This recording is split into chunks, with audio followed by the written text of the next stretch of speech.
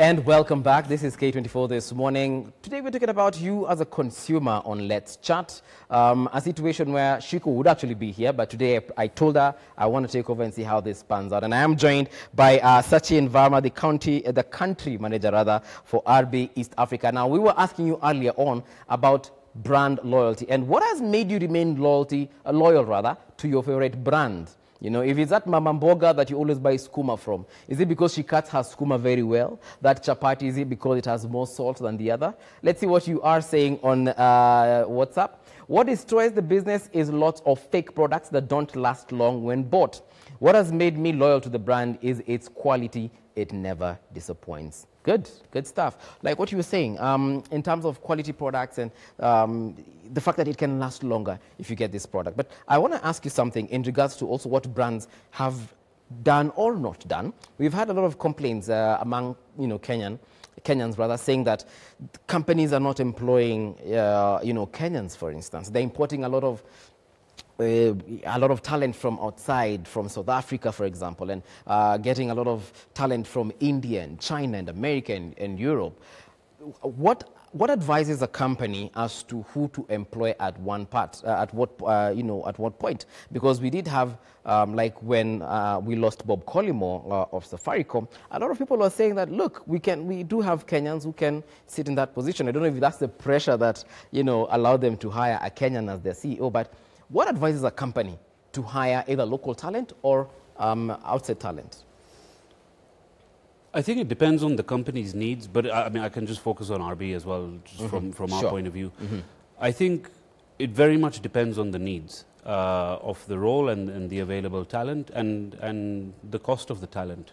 But I think from where we sit, there are, I'm trying to even count, there's probably 3 expats in the entire RB of foreign expats, of East Africa, which is a very low percentage, and we strongly look to always have local talent. But more importantly is how do we grow, develop, and probably even export our local talent, so our employees to other markets. Because other people would feel like, I will be loyal to this brand if it has someone that I can relate with in terms of, okay, this person represents this company. I don't want to buy a product if it's supposed to be serving Africans or Kenyan, but the person in charge of it is from Colombia, for example, Sometimes it detaches that brand loyalty between consumer and the business. So like you said, for RB, I'm assuming that, if we look at the talent pool, then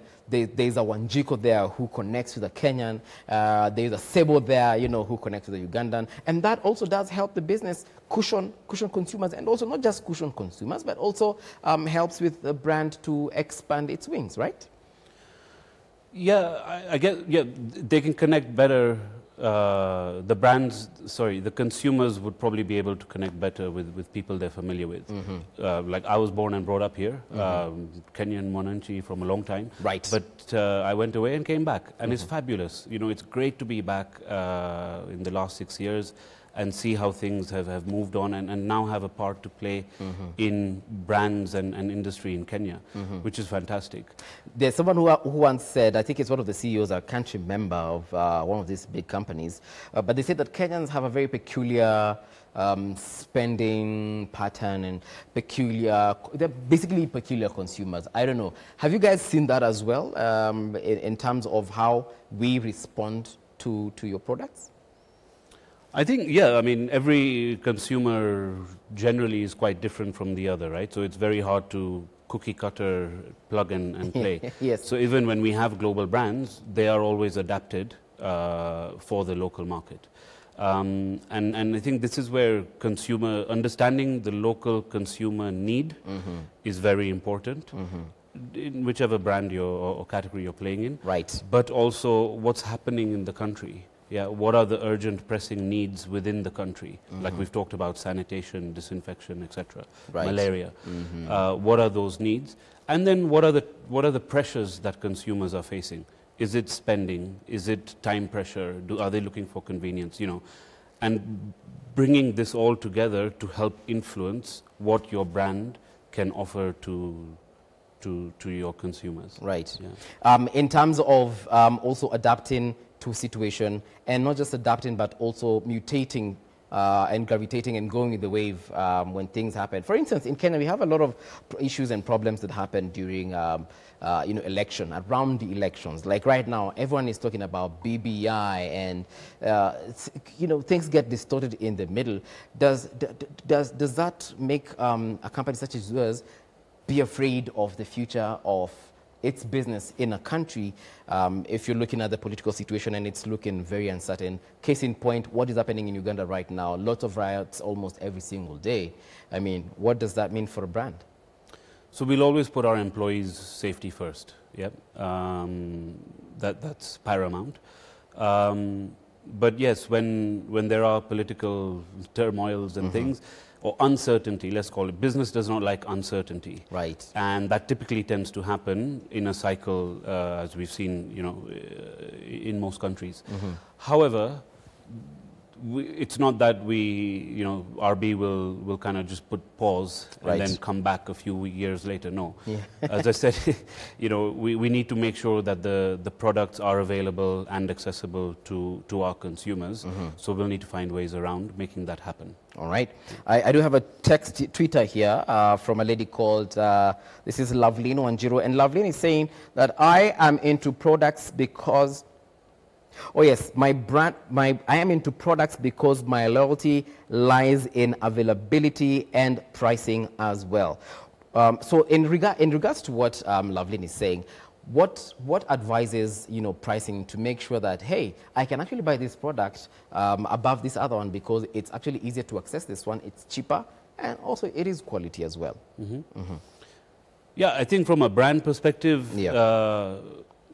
it's what you offer as the right value proposition, which necessarily may not just be price, but it's what the product will deliver as its promise. For example, Harpic is a much better stain remover at toilet cleaning than bleach. Right. So you use a lot less. Inherently, there's a value offering there. I think when it comes to the challenges on that, case in point right now, when we see the economy is struggling and there's macroeconomic pressures with foreign exchange devaluation happening quite rapidly for us, it's then that's the point when companies need to decide how to cushion consumers on that, or rising raw material costs, etc., etc.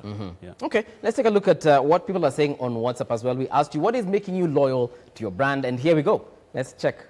Good morning, it's Lungashi, poet from Utawala. The discussion is quite impactful. Learning a lot as a consumer. I have been loyal to my favorite brands because it's what my family used since forever. Also because of affordability and it serves, its purpose. Okay, thank you very much for that. Good morning, it's all about product quality and consistency. Kindly ask the guest if I can offer transport distribution services to his firm. Okay, where are you? It depends. Reliability and quality and attitude of the person providing the service make me stick to the brand. This is Moon of Mombasa. Okay, Moon, thank you.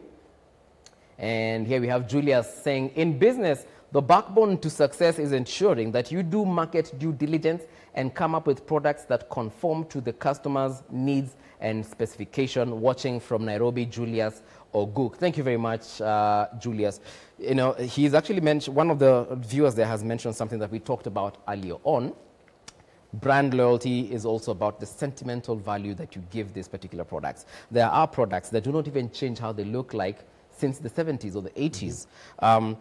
Is that part of strategy, or is that lack of talent, or is that lack of creativity as well? Because there are products, how you got them, back in the day, they haven't really changed much. Maybe the packaging, but the design, the same.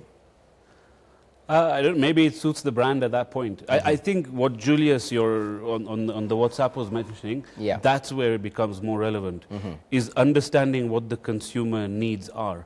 And consumers may have a need for upgrading or modern packaging, and shifting. So I can give you an example where we've just launched a product 2 weeks ago, which is a brand new segment for us. It's in bathroom cleaning, where we now have a bathroom cleaning product from Harpic. Okay. However, what we found out, what triggered the point of getting the product in was, what are consumers doing today? And how do they tell us they clean their bathrooms? Right. So a concoction of products, bleach, detergent, scouring powder, and others, used for very different surfaces in the bathroom. Toilet, shower, sink, right. tiles, walls, door handle. And at the same time, consumers are facing time pressure. Yeah. So the need for convenience is always there. And they're looking, they tell us the top 4 things they're looking for: stain removal, germ kill, fragrance, and a product that does the job across all surfaces. Yes. And putting all these together gets you to a proposition that can kind of tick most, if not all, of the boxes. Okay. And it's landed in the market last week. Yeah, so someone doesn't have to go and buy 7 different products to do the same thing. Correct. Okay. Yeah.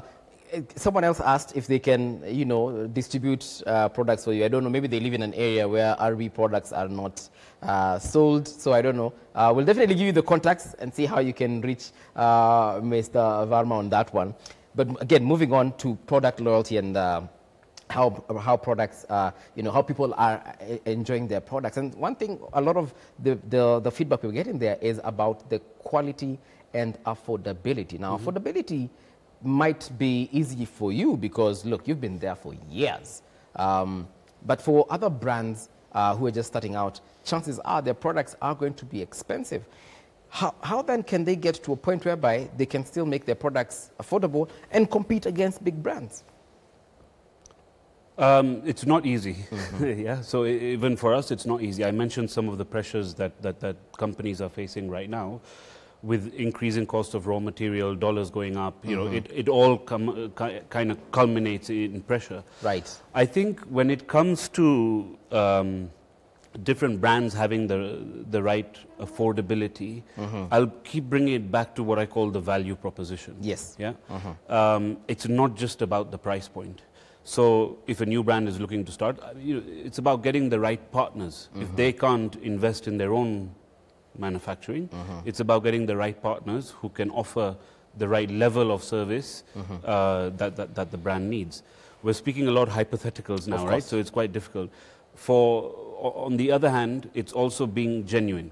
So if a brand's launching a product that's meant to deliver XYZ on the tin, they need to make sure it delivers what it says. Because if they don't, that's where consumers then start getting disengaged from products like that. Yeah. Okay. Someone is asking if they can get their products in war-torn Somalia. Okay. So that's Evans Koech. Evans Koech, thank you very much for that. But still on product loyalty and you making your products available to the local consumer. Do you usually have talks, and probably with also other industry players, have talks with a government, the Kenyan government case in point, and tell them, look, we are being taxed heavily on this end. We're trying to get alcohol into the country so we can make more of this product, or get chlorine into the country so we can make more of the bleaches and so on and so forth. Is it possible, and does it actually happen, for you to talk to government so that they can reduce some of these prices and probably even taxes, give you tax release and so on, so that the same can be transferred to a consumer? Yeah, I think if it's something that's specific to us, we'll engage the relevant authorities directly.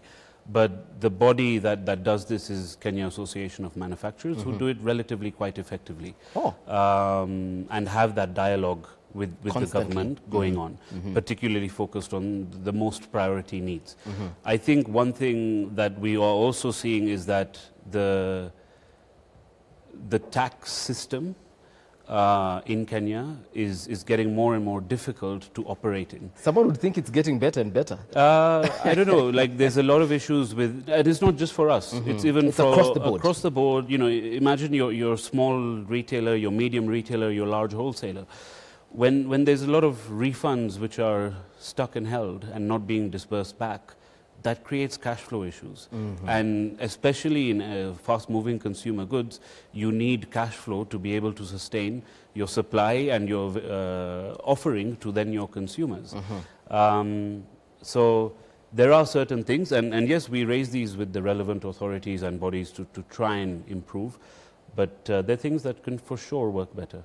Okay, nice. Let's look at more of your feedback as well on WhatsApp. Here we go. What makes me loyal to my brand is the sweetness and health matters, e.g. I love the brown bread, but specifically Broadway, since it is always fresh in the supermarket. Good. Okay. Good morning. It's Jeff Odondi from Vihiga. For me, quality and uniqueness is what keeps me coming back for a particular product. For example, I'm loyal to Adidas shoes because of the wide and unique product variety. You buy a shoe and take even a year before seeing someone with the same design. Is that so? Where do you buy your shoes, Mr. Jeff? I like the newly launched Harpic bathroom cleaner. Never disappoints. Finally, I have a product that meets my bathroom needs. This is James Mwalo, the artist watching from Nairobi. Oh, James Mwalo, the artist. Okay, all right. It is Samuel Ngwatu from Kangemi. The physical value of my product may be easy to calculate, but my consumers' perception are what really determine the value my brand and product have in the marketplace. Because of this, my ability to build value into my brand and communicate that value to customers through my marketing is essential to the long-term success of my job. Hey, Samuel. Samuel sounds like a marketer of sorts. All right. Someone did mention about the uniqueness of a product, the smell and the health benefits of these products. But for you guys, that translates to a lot of research and a lot of money poured into this, making sure that you get the right product for the right consumer, in the right packaging and in the right market and so on and so forth. Yeah? Yeah.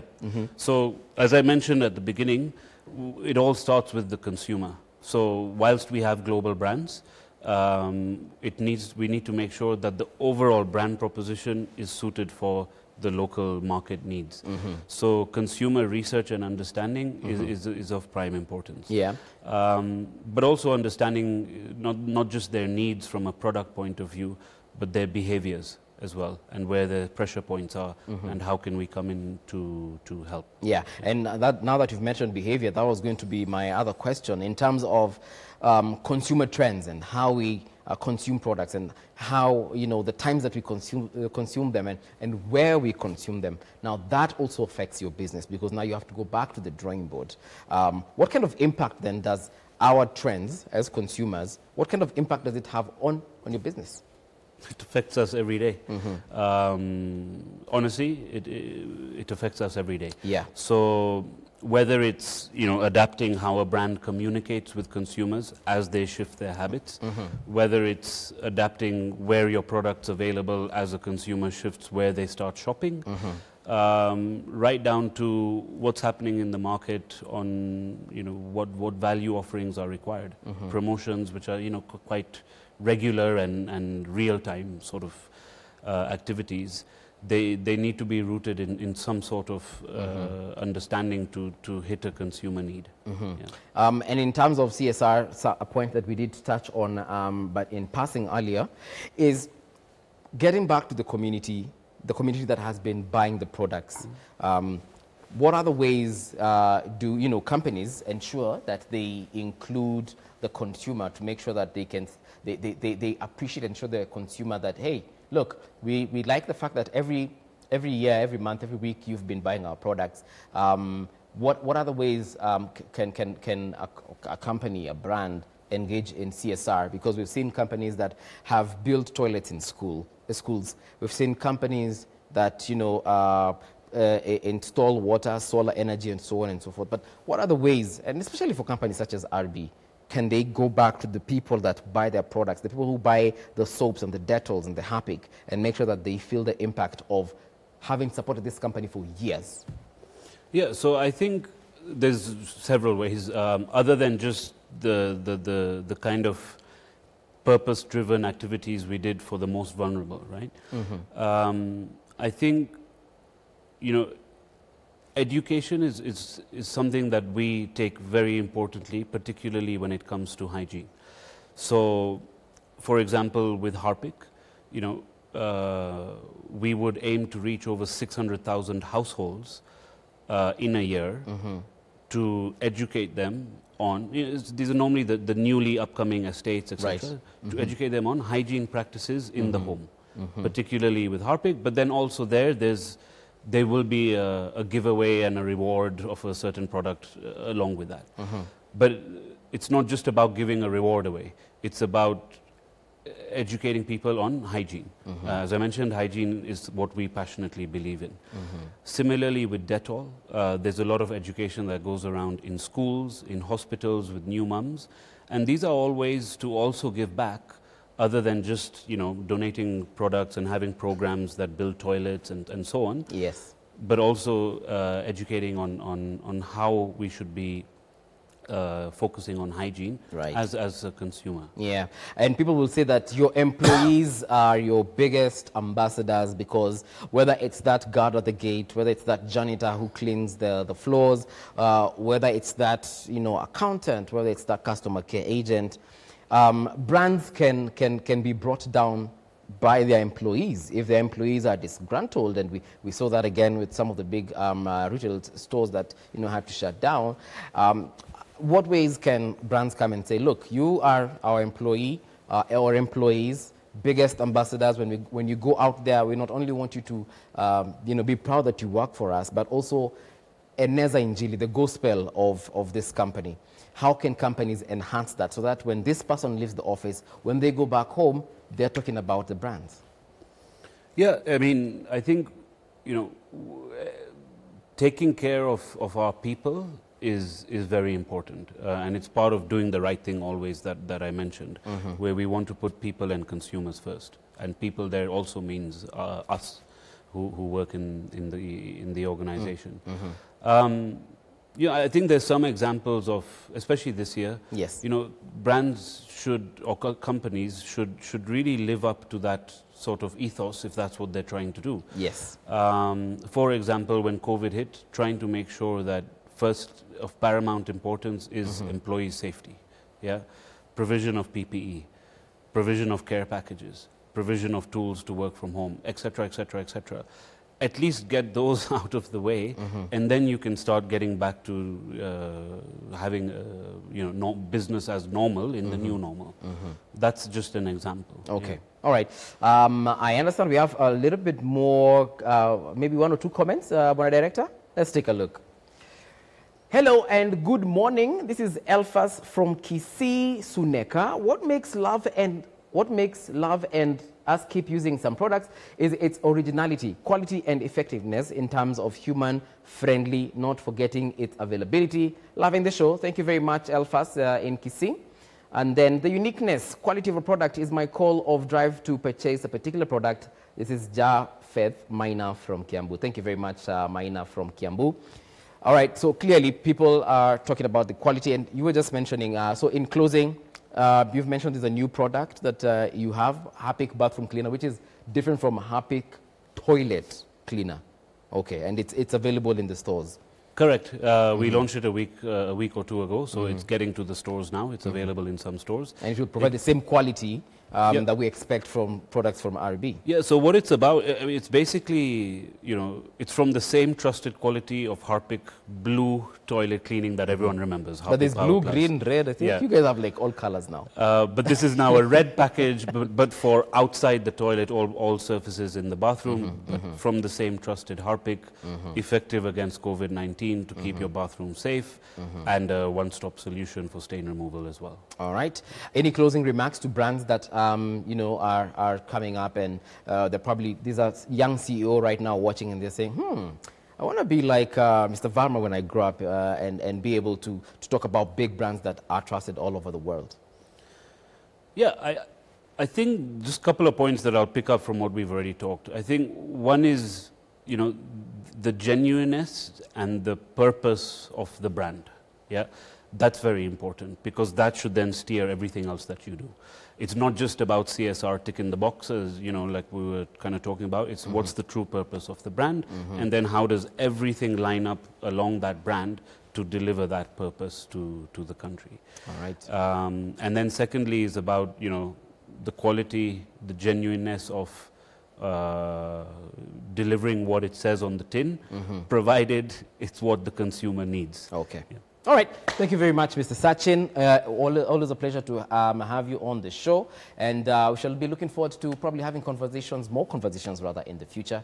But this is where we take a close and we take a bow on the show. Thank you very much for joining us. We do take a break as far as the morning show is concerned, but there's more coming up next on the Daily Brief. Do not go too far.